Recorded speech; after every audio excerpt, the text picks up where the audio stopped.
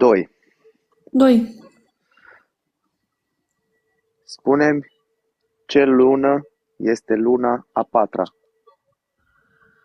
August, septembrie, octombrie, noiembrie, decembrie. Perfect. Vreau să spun că în luna a patra sunt eu născut.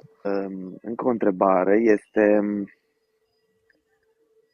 câți metri are 1 kilometru? Câți metri are 1 kilometru? Da, 1 metru. perfect. Bravo, știe, fraților. Fii atent, eu vreau să dau 3 întrebări din drumul la meti. Oameni buni, cine Stai mă, cum vreau să zic. Cine îmi dă inimioară le fac promovare la toți. Haris toată 1000, nu 1000. Alica, te pup.